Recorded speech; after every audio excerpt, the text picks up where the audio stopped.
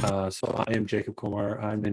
I'm actually located in Alberta in Edmonton, and we're energy consultants. We own a firm called Revolve Engineering, and we like to dabble in net zero buildings and really fun stuff. And so we're hoping to share some of the experiences and knowledge that we've acquired over the years, and hopefully it'll be useful to you guys. And I like to start with what I call my depressing intro. And don't worry, I'm not going to show you pictures of drowning polar bears or anything.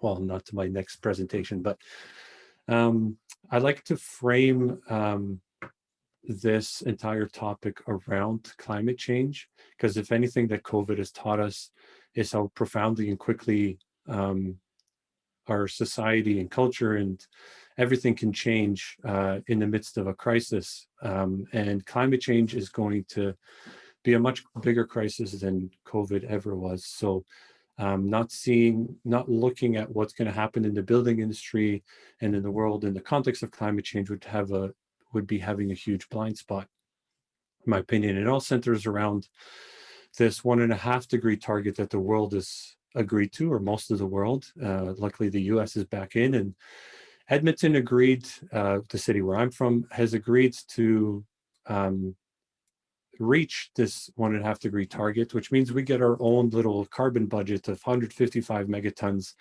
out of the 600 gigatons that is left in our carbon budget. And so the fine folks at the city of Edmonton did a lot of awesome modeling, which showed what we would need to do to get to that target. And currently we emit between 17 and 20 megatons per year. And so we would be out of our budget in like 7 years. And so what we need to do to get to that target is basically lower our emissions by 30% by 2023 and about 80% by 2030. And obviously, the longer we delay it, the sharper this drop is going to be. And the scale of this change and what you have to do to achieve this target is mind-blowing. But the reason I bring it up is in the context of, imagine you're building a building today and its construction is going to finish this year. You hopefully, like Laverne mentioned, you want this building to last a long time, at least 50 years. So that takes you way past 2070. And you can probably see where I'm going with this. The world is supposed to be off fossil fuels by 2050. By 2030, the Pan-Canadian framework, all provinces agreed that all new buildings are net zero ready, and we need that 81% emissions reduction. So for 2/3 or 3/4 of the life of your building, you're either not going to want to or not be allowed to use fossil fuels in your building. And in the next 10 years, there's going to be a lot of pressure to try to get us to achieve that target. So cities and municipalities and countries are going to have to roll out things. And there's a bunch of things that can happen. One of which I think is a big blind spot for people, is I think natural gas prices will spike, which may sound like a surprise to a lot of people who are used to 10 or 15 years of record low natural gas prices. But the reality is that every single shale play in North America has peak production, 2020 being around here, including the Marcellus, which is the largest shale play. And in Alberta, where we are, we peaked production a long time ago. 2021 is here. We're declining production again. Meanwhile, consumption is going up every year. It dipped a little bit with the pandemic, but we've been converting especially a lot of coal power plants to natural gas. So consumption is going up, and we're exporting more and more natural gas as they're trying to access the higher prices of Asia and Europe. And so consumption's going up, production's going up, but drillers having trouble keeping up with output, because one thing with fracking wells is they have really high decline rates, meaning they produce a lot in the first couple of years, but then they fall off a cliff. And you have to remember that for every ounce of natural gas we use, you have to find new natural gas to replace it. Otherwise, your production is declining, which is exactly what's happening, is they're having trouble finding that extra natural gas. So the EIA, which is like epically conservative, even they are forecasting significant declines in production. And this is in the context of just a complete mess of an industry, which over the 15 years, basically no producer of natural gas has made a single dime drilling for natural gas. All of these companies have lost money because the prices have essentially been too low, below their costs. And so what you've been seeing is a massive, as Wall Street is no longer willing to fund these unprofitable plays, you're seeing all of them collapse. And Chesapeake Energy, which was the pioneer of fracking, has filed for bankruptcy, as have many others. So that is the reason production is going to drop. One of the reasons, as you can see, all the shale plays have dropped, but one of the reasons we haven't seen natural gas prices spike that much is actually has to do with associated gas. And associated gas is natural gas that comes along with oil well drilling. And that has been the main driver of natural gas growth. And that has plateaued. And with the oil price crash and the pandemic, oil production has also fallen off a cliff, so that associated gas is disappearing. And if it wasn't for the declining consumption because of the pandemic, you would have seen prices spike already. And actually, if you look this winter, this is basically around that time when we had our polar vortex. You can see that prices went from below 150 at the beginning of the year. They spiked up to $6 just because of one cold snap. And it was overall a very mild winter. And so I think we're in for more of this. And I by no means know what's going to happen with natural gas prices, but I'm just saying, don't expect the next decade to look anything like the last one.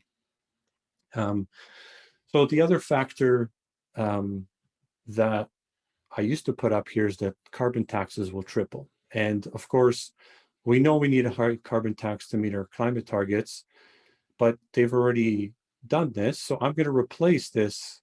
Instead of a carbon tax, I'm going to say that we're going to get a natural gas ban by 2025 in most cities. And a lot of people will laugh me out of the room for this one, especially in Alberta.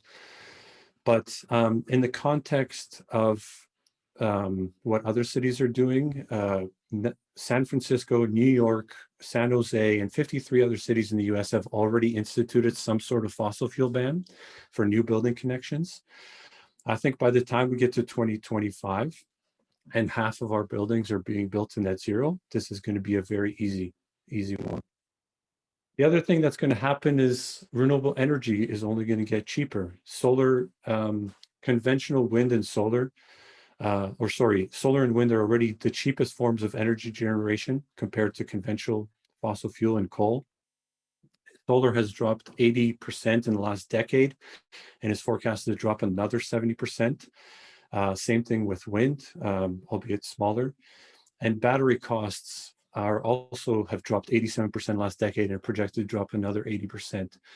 And so what we're going to see, and I encourage you to check out Tony Seba's recent presentation showing that we can reach 100% of our grid with solar, wind, and batteries by 2030, and that's going to be the cheapest form of energy generation. When energy is going to be that cheap for electricity, you're not, and natural gas prices are up and carbon taxes are high, you're not going to want to have a natural gas system in your home or building. And so the whole point of this is if you install a natural gas system today, the reality is you're most likely going to have to rip it out in the next 10 years. I think we've basically reached the tipping point of what's considered risky. And there's just too many things working against you between the carbon taxes and climate targets and everything else, that the riskiest thing you can do today is install a natural gas system, because you have to think of the cost of replacing that system, but what it would take to rip it out. And just to give you an idea of how quickly these things can move, because a decade seems like far away, but it really isn't. This is a picture that shows a New York street in 1900 during a parade. If anybody can spot the one car on this street that would have sharp eyes, there's the one car on this street. 13 years later, can anybody spot the one horse on this street? Horses were completely disrupted within 13 years and solved a lot of problems at the same time.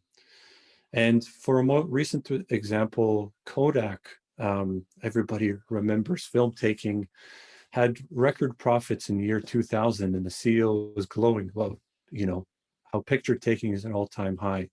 And 12 years later, Kodak was no longer a company. And ironically, they actually held some of the early patents for digital cameras, but they failed to act on them.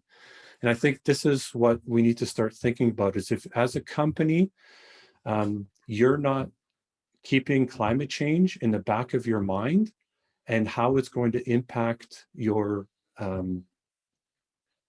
resources and the things you can access and the cost of goods and the cost of even just running your buildings, then companies are going to have hard time being around. There's a lot of companies that are going to disappear because this is a huge blind spot for them. And it's interesting to note that every single technological adoption has followed an S-curve, from telephones to cars to TVs. And one thing you'll notice that the technological adoptions are steeper and steeper as we go into the 2000s. And I think that's more just a symptom of our society and how connected we are and how quickly technology changes and moves. And that for that reason, I think this is how net zero buildings will look like. The adoption of net zero buildings is going to look like over the next 10 years. We know that net zero ready buildings have to be built in 10 years. So that's our goalpost.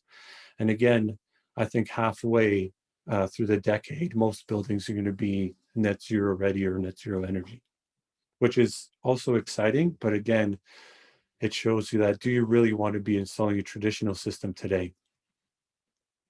And the City of Edmonton modeling basically confirms this, that to meet our targets, we need to reach 100% of new buildings have to be net zero before 2030. And 100% of existing buildings have to be retrofitted by 2050 with a 50% reduction in heating and electricity.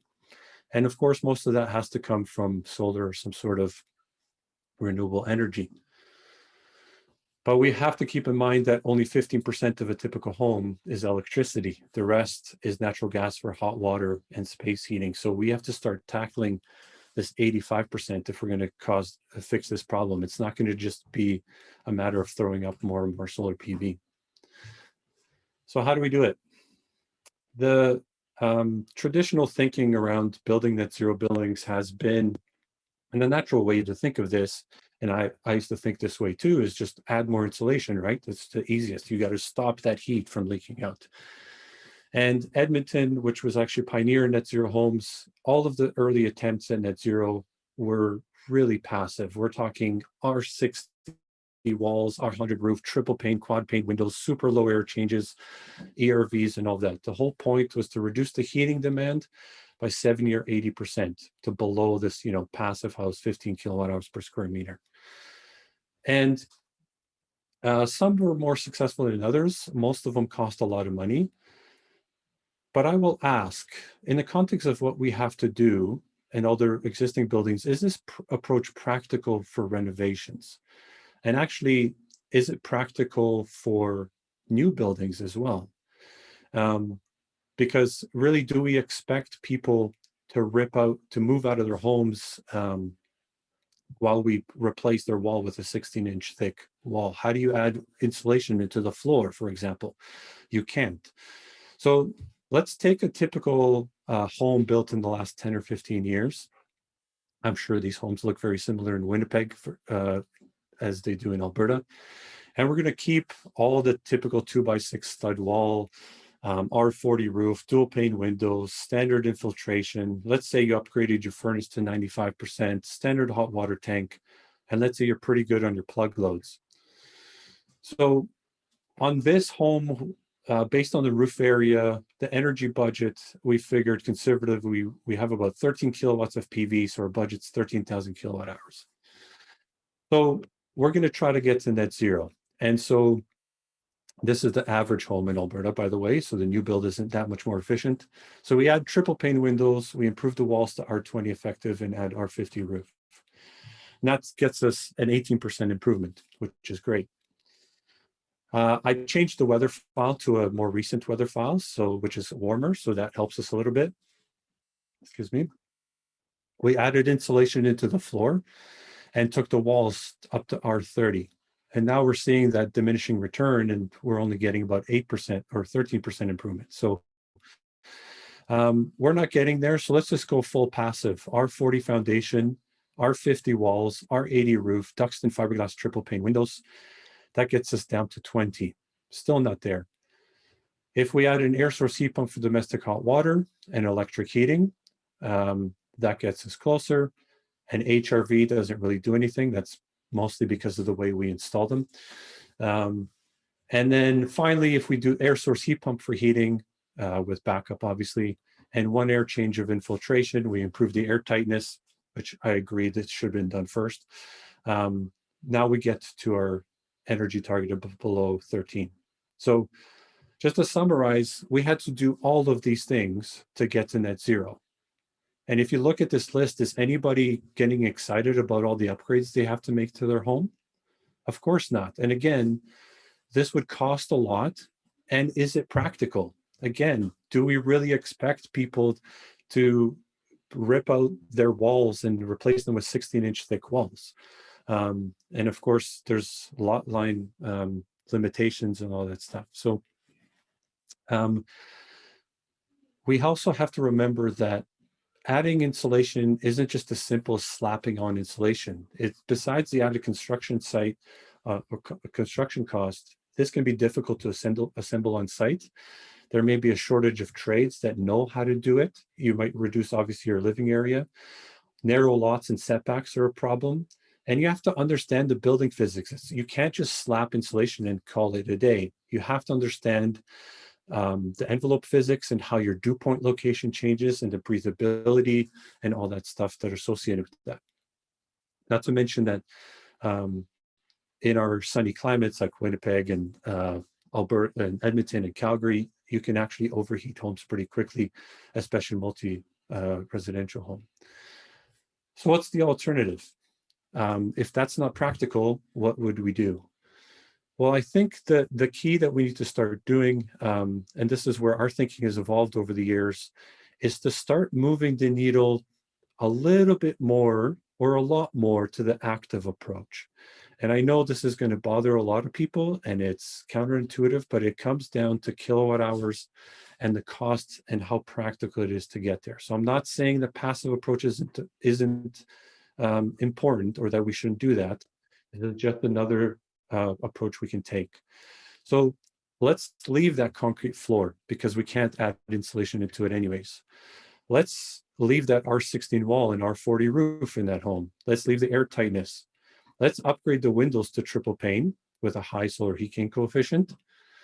Let's change the hot water tank to an air source heat pump, and let's add ground source heat pumps. And the reason we're adding ground source heat pumps, and if you're not familiar, is for the efficiency. And ground source heat pumps works on the same principles as your fridge or an air conditioner in that it's moving heat from one location to another. The refrigerant in the heat pump has much different properties than what you're used to with like water. This refrigerant can boil at negative degree temperatures. So imagine a fluid going back to the ground at -4 degrees, and then the ground is stable at 7 or 8 degrees year round in our location. And so this warms up to -1 degree C, which is actually enough to boil this refrigerant. This refrigerant turns into a vapor, is passed through the compressor. If you remember, if you hear that click on your refrigerator, that's your compressor kicking in, which increases the pressure and therefore the temperature of that refrigerant. This superheated refrigerant now is at 60 degrees or something like that. Now you can pass air or water across it to heat up your home or hot water. And as the refrigerant gives off heat, it condenses into a liquid, passed through an expansion valve where we rapidly lower the pressure, and the cycle starts all over again. And the heat pump also has a reversing valve, so you can flip between heating and cooling. That means instead of rejecting heat to the home and heating, you would reject heat outside, which is exactly how an air conditioner works, except instead of trying to use the hot outside air to reject heat to, or in heating, the really cold outside air, we're using the stable earth temperature. And that means we can be way more efficient. So our average efficiency for a ground source heat pump is over 400%. An air source heat pump, which still needs backup heat because below a certain temperature won't work, has about an average efficiency of about half that, electric resistance being 100%, and then quote unquote high efficiency boiler. So this is what we're trying to tap into. When you look at the energy use with electric resistance, air source heat pump, and ground source heat pump, you can see that the ground source heat pump uses a fraction of the energy. And so just by adding triple pane windows, an air source heat pump for domestic hot water, which by the way, this takes heat from your home, which is obviously so the efficiency doesn't drop off like an air source heat pump for space heating. And ground source heat pumps, that gets us almost to our net zero target. And if we really wanted to get there, we could either add more PV or we could add some insulation to the walls. We can improve the air tightness, and that would get us easily to below that target. So the approach is much different. If you this chart showing the heating load in blue of the home, and then in orange is the energy used. So a traditional home, the energy will be more than the load because your furnace is less than 100% efficient. The passive approach tries to reduce the load as much as possible, and then the mechanical system's more of an afterthought. Whereas with the more active approach, we still go after the envelope, we optimize it before you start to hit that diminishing return. And then you use the efficiency of the geosystem to basically divide this by 4. And so just to give you an idea of that diminishing return, we were working on the net zero community, and we wanted to see what kind of envelope we needed to get to net zero. So the roof is pretty standard at R33. This is what the builder was starting with, and pretty good triple pane windows. And this chart shows the energy use with different levels of wall construction. So from going from R5 all the way to R40. From R5 to R10, you get a 15% improvement. Great. R10 to R15, that's about a 6 or 7% improvement. And the standard wall is about R16 or 17. And you can see that past that, you're getting 3%, 2%, 1% improvement. That law of diminishing return is really catching up with you.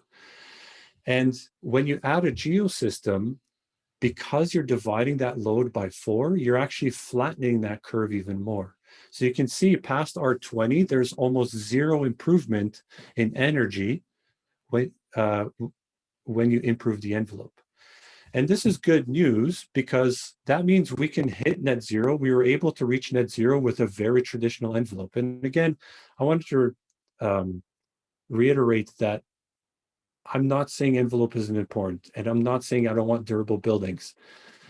And I would personally want to live in a home with a better envelope than what we build now. I find them uncomfortable. But the good news is you can optimize the envelope for buildability and comfort, not an arbitrary tough to meet target, because the cost of envelope is going like this, right? So you're spending more and more to get less and less out of your envelope. So when you compare these two approaches, obviously one is way more practical than the other and requires way less work. So just to illustrate this on a little bit more real example, this is the duplex that we rent here. And of course, me being the energy nerd that I am, I track all of my energy over the years, and I've modeled the home and compared it to my actual, which lines up pretty well, except for 1 month. And I also looked at how many solar panels I could fit on the roof to figure out my energy budget. So conservatively, I have an energy budget of about, 11,500 kilowatt hours. So if I add an electric domestic hot water tank, that's not even an air source heat pump, add ground source heat pump and just rip out the gas line. If I do nothing else, I can reach net zero in this duplex. Nothing else. I haven't upgraded. It's still dual pane windows. It's still standard construction. I haven't done anything else. So again, this illustrates how easily you can actually reach net zero if you're using the efficiency of the geosystem. Now, there is one problem. When I went and sized the geosystem for this home, based on the drill depth of about 250 feet, I need 5 boreholes, but I can only fit 4 in my side of the yard.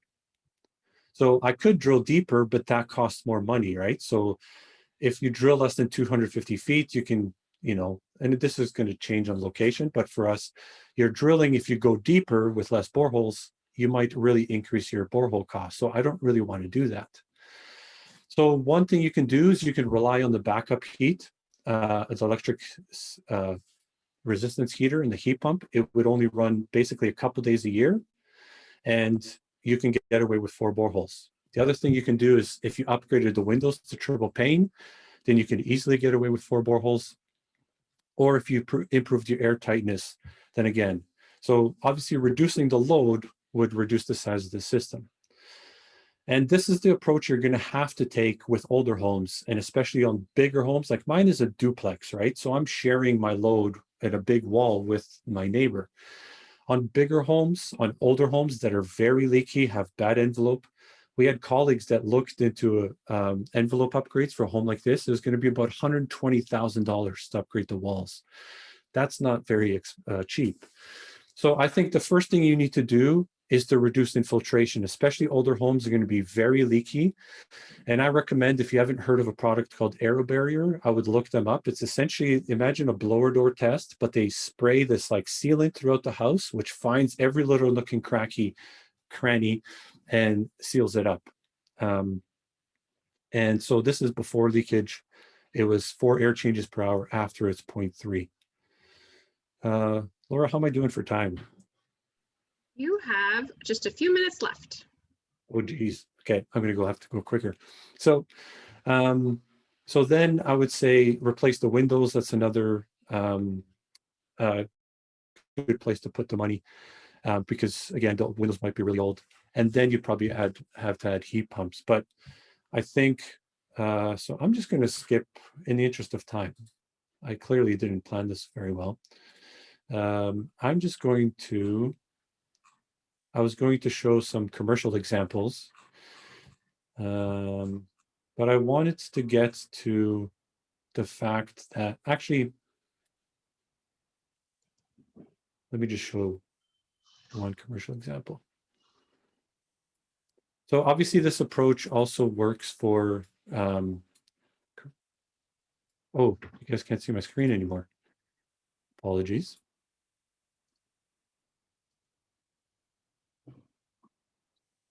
So for commercial buildings, this approach is very similar, because it's actually even better because you're sharing walls with so many people, and the plug loads and the heat gains are much higher.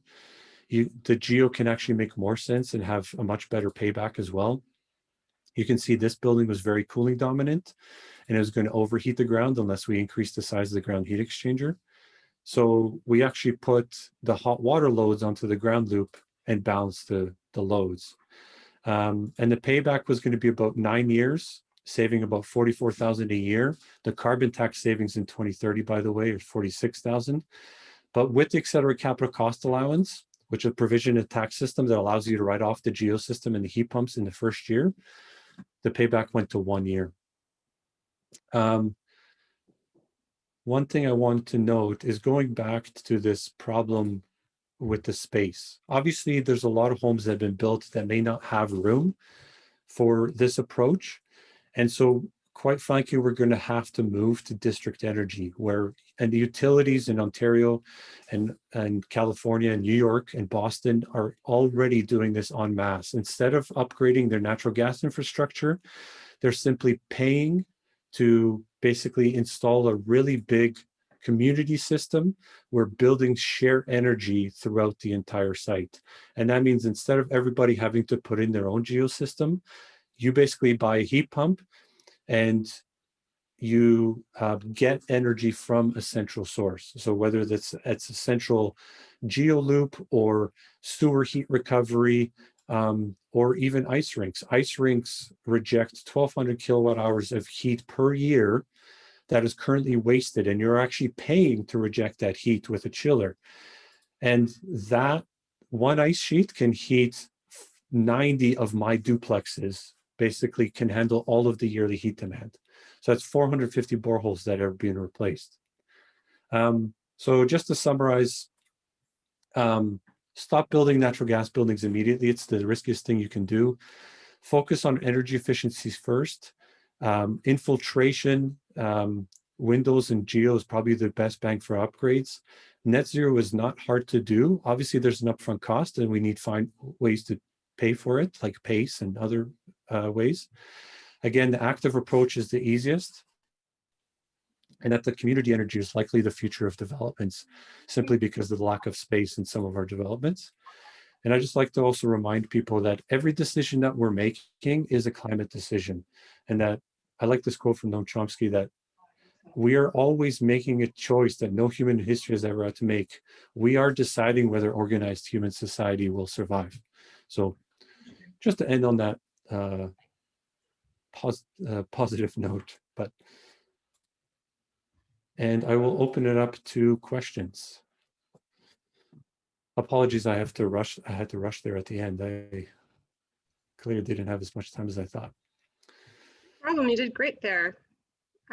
So we do have some questions coming from the chat, but actually a lot of conversation. Is there anybody who just wants to turn on their microphone quickly and ask a question? Otherwise, we're going to close it up for the day. It's Ken Clausen here. My question is, the efficiency of photovoltaics continues to improve, and there's a lot of promise that we can still reduce the cost further and improve their efficiency.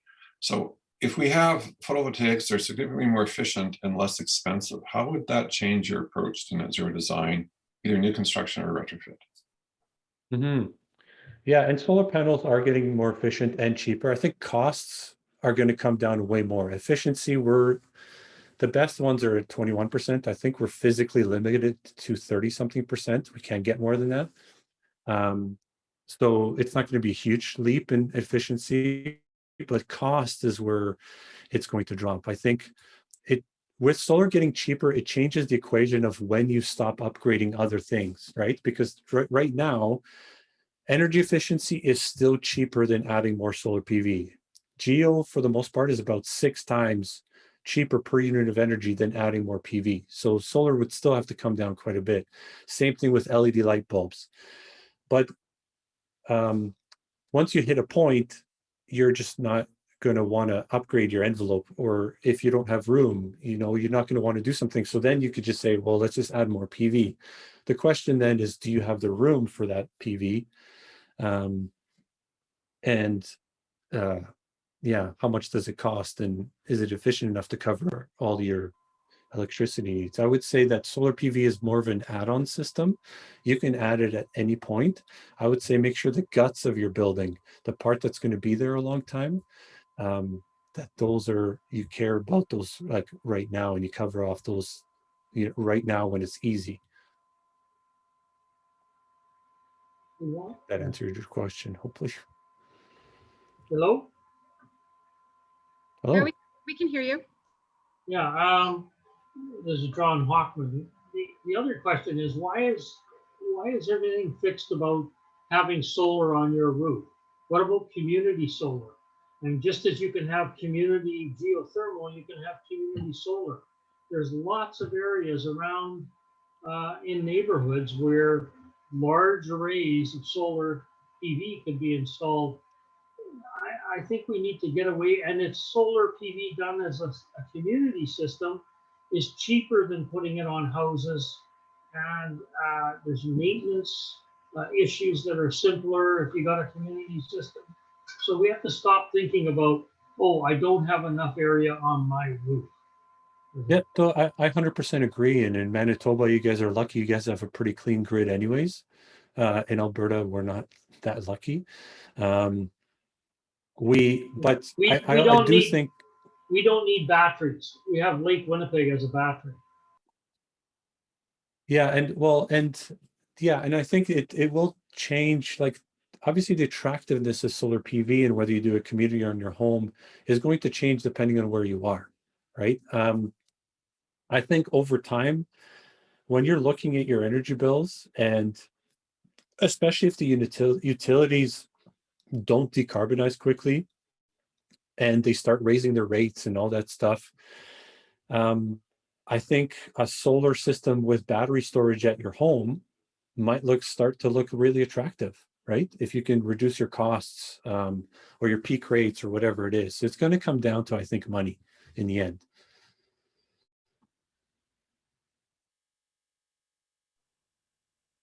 All right, so in the interest of time, I think we're going to call it there.